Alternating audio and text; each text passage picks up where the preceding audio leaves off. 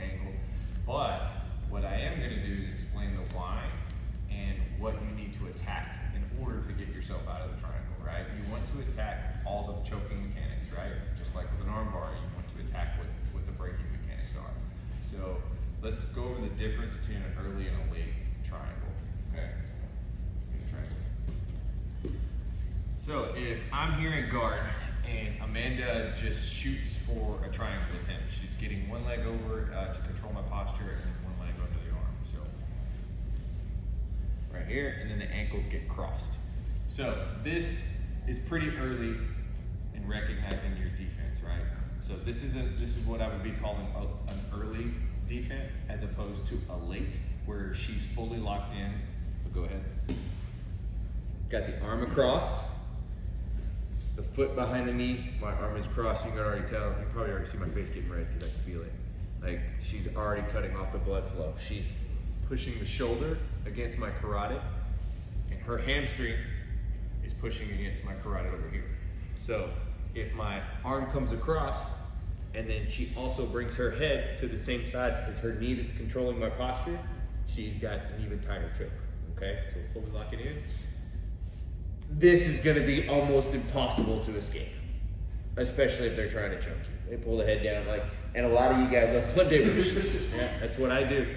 A lot of you guys are starting from here and wondering why the escapes don't work. Well, yeah, you're done, you're dead, that's why. All right, so what are we gonna do when this starts to happen? Early detection is where I want you guys to start.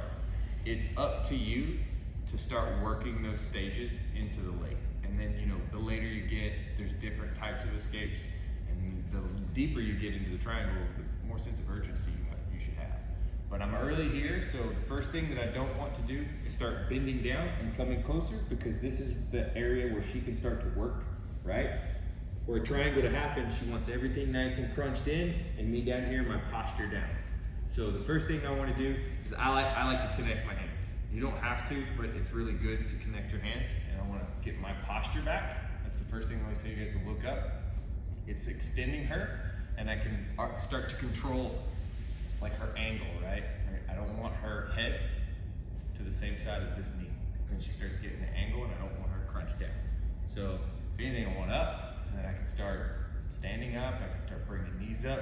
I know the 10th planet, they like to throw legs up and over. This is fine too. You know, you can start even pushing into the armpits here.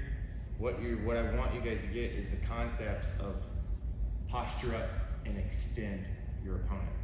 If they are extended, it's very, very difficult to choke you, because, so go ahead and try to push my shoulder from here, try to push, yeah, this is what she's gotta do, but it's much easier for me to get here, right? Problem I don't like with this isn't wrong to throw your legs over, but if I do, like my feet are in front of her face, and then if she can get out, she can start going and attacking legs. And for the guys, especially the strong guys, and get your ankle and toe hold it from here. So this isn't wrong, but there's just dangers. So if you're going to, like I would say, start stepping into the armpit here, especially if you're in that late stage, go ahead and pinch it up a little bit. Like if you're in that late stage and you're really trying to just push away, like this will be okay. But again, this works. Gary Tony does this, and I'm pretty sure Mila does this a lot too, but I've seen 10th planet guys do this a lot, especially guys with long legs. Just throw it over and then pop their head out. Nothing wrong with it. Just be aware that your feet are right in front of their face, and if they're strong enough, they can toe hold you. Now, if they're still holding on, like, you just need to get your feet back under you while still keeping them extended. This is why I don't like doing this. I don't like sitting to my butt, kind of falling down. I feel like if they're strong enough to get past my feet, they can just sit right up, right?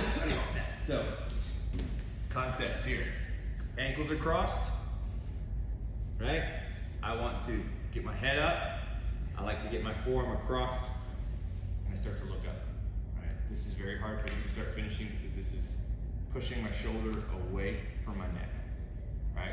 If I could start that, start working on my escapes, you know, you can stand up, you can start pulling this around, just breaking a lot, getting a knee up and over, you're already knee on belly. It's a favorite one of mine.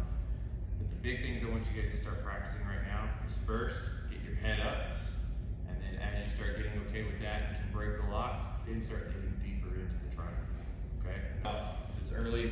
the triangle, arm in.